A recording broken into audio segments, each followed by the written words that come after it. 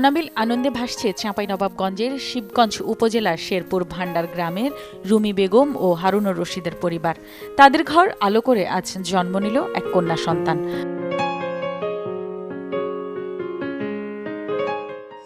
আমার মেয়ের জন্য সকলের কাছে আমি দোয়া চাই, ভালোভাবে শিক্ষিত করে মানুষের মতন মানুষ গড়ে তুলতে পারি, আল্লাহর কাছে আশা করছি। আমাদের পরিবারের মেয়ে কম, ছেলে বেশি, তাই আমরা অনেক খুশি হয়েছি। নবজাতক ও তার পরিবারকে শুভ কামনা।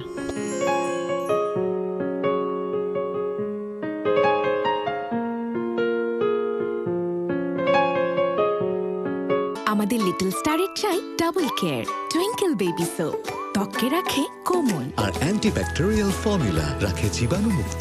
শুরুটা হোক যত্নে।